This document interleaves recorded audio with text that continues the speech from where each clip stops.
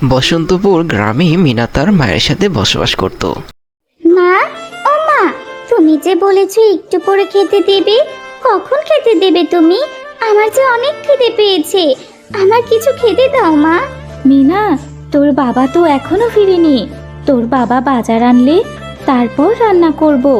আর রান্না না করলে তোকে কি করে খেতে দেব মা? একটু অপেক্ষা কর, এক্ষুনি বোধহয় তোর বাবা চলে আসবে, তারপর রান্না করে দেব মা। সে কখন থেকে তুমি বলছো একটু পরে খেতে দেবে? আমার অনেক খিদে পেয়েছে, আমি কিচ্ছু জানি না, আমাকে খেতে দাও। স্কুল থেকে ফিরে সে কখন থেকে বসে আছি, খেতে দেওয়ার নামই নিচ্ছ না। মা, ও মা, ওই দেখো আকাশে একটা সোনালী গরু উড়ে যাচ্ছে।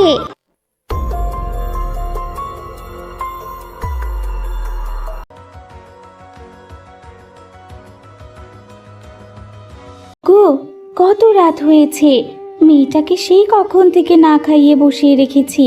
তুমি কি আজও কিছু আনোনি? তাহলে আমি কি রান্না করব বলো? মেয়েটাকেই বা কি খেতে দেব? গিন্নি, আমি তো অনেক চেষ্টা করেছি, কিন্তু কোথাও কোনো কাজের ব্যবস্থা করতে পারিনি, আর কোথাও থেকে কোনো টাকাও পাইনি। একটু কষ্ট করো, আমি কাল সকালে গিয়ে কিছু একটা ব্যবস্থা করে আনবো। হ্যাঁ গো, আমরা না হয় না খেয়ে রইলাম, কিন্তু এই বাচ্চা মেয়েটাকে কি করে বলবো বলো? জানি না আল্লাহ আমাদের ভাগ্যে কি লিখে রেখেছে। এরপর রাতে সেই সোনালী গরুটি বাঘ ও বাঘিনীর ক্ষেতে ধান খেতে থাকে।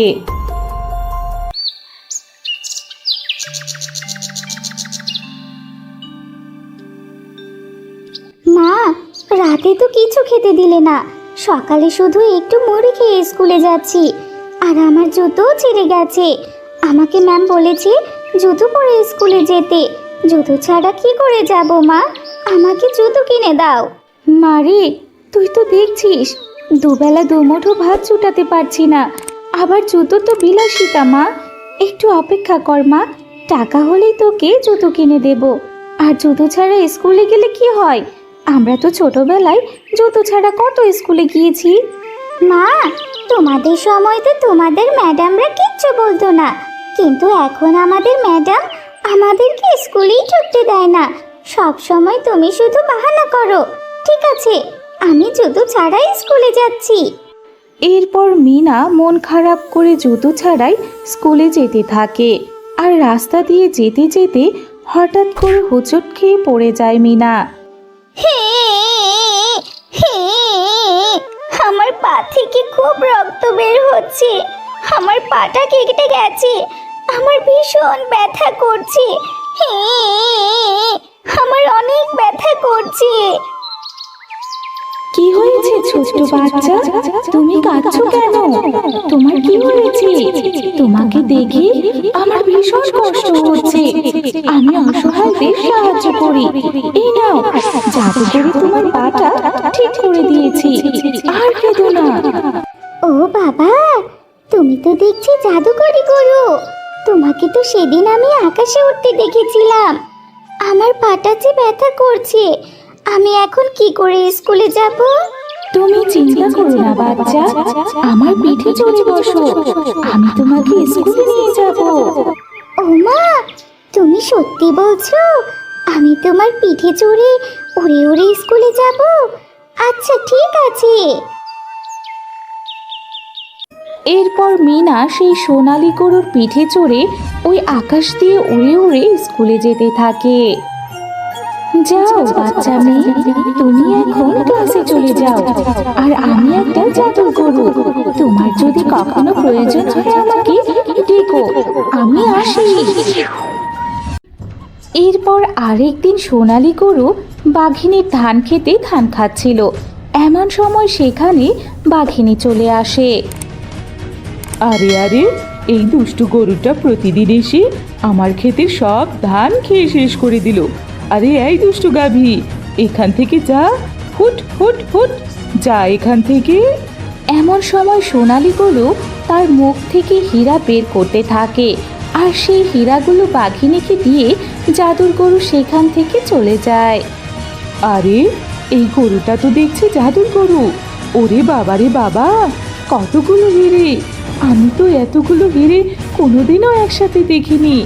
এটা এমন বিক্রি করে আমি কোটিপতি হয়ে যাব।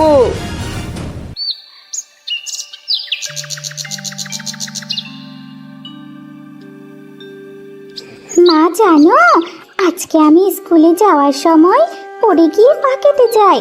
এমন সময় সে জাদুর গরু চলে আসে আর এসে জাদু করে আমার পাটা ভালো করে দেয়। আর গরুটি তার পিঠে চড়িয়ে আমাকে স্কুলে পৌঁছে দেয়। বলেছে আমার কোনো বিপদ হলে তাকে স্মরণ করতে, সে আমাকে সাহায্য করবে। এটা কি বলছিস মিনা? আমি সেই দিন সেই গরুটাকে দেখেই বুঝতে পেরেছিলাম ওই গরুটা কোনো সাধারণ গরু না। তাহলে তুই ওই গরুটা থেকে একটা জুতা চেয়ে নিতি। তাহলে তুই গরুটাকে ডাক আর ডেকে একটা জুতা চেয়ে নে, যাতে করে তোর স্কুলে গেলে আর কষ্ট না হয়। হ্যাঁ মা, তুমি ঠিকই বলেছ। আমি জাদুর গরু থেকে জুতো চাইবো, তাহলে আর খালি পেয়ে স্কুলে যেতে হবে না। আর কিছু খাবারও চাইবো। আমার যে স্কুল থেকে এসে অনেক খিদে পেয়ে গেছে। সকালে তো ওই কয়টা মুড়ি খেয়েছিলাম মা। জাদুর গরু, জাদুর গরু, তুমি চলে এসো। আমাদের তোমার সাহায্যের প্রয়োজন। তুমি আমাকে একটা জাদুর জুতো দাও। ছোট্ট মেয়ে, আমাকে ডাকলে কেন? আমি অসহায়দের সব সময় সাহায্য করে থাকি। তোমার জন্য আমি কি করতে পারি আমাকে বলো। এরপর মিনা জাদুর গরুকে সব কথা খুলে বলে। সব কথা শুনে জাদুর গরু বলে, আচ্ছা ঠিক আছে, তোমরা কোনো চিন্তা করো না। আমি তোমাদের মতো অসহায়দেরকে সাহায্য করে থাকি। আমি জাদুর সোনালী গরু। আমি তোমাদেরকে এই হিরে জহরত ধন সব কিছু দিয়ে যাচ্ছি। এগুলো দিয়ে তোমরা এখন চলতে পারবে। এগুলো বিক্রি করে তোমাদের কোনো অভাব থাকবে না। তোমাদের যখন প্রয়োজন আমাকে ডাকবে। জাদুর গরু, তুমি এত ধন সম্পদ দিলে আমাদের, কি বলে যে তোমাকে ধন্যবাদ দেব। আল্লাহ আমাদের ওপর মুখ তুলে তাকিয়েছে, আর আমাদের কোনো অভাব থাকবে না, আর আমাদের না খেয়ে থাকতে হবে না। ওগো দেখো, এখানে কত ডায়মন্ড! একটা জাদুর গরু আমাদের ধান খেতে এসে ধান খাচ্ছিল। সেখানে গিয়ে গরুকে ধাওয়া করতেই সেই গরুগুলো ডায়মন্ড দিয়ে সেখান থেকে চলে যায়।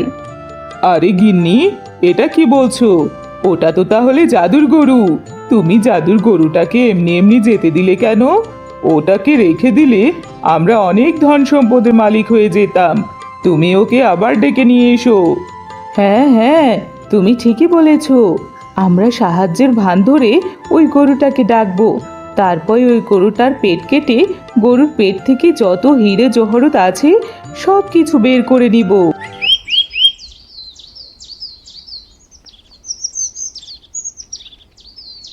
এরপর লোভী বাঘিনী সেই গরুটাকে আবার ডাকে।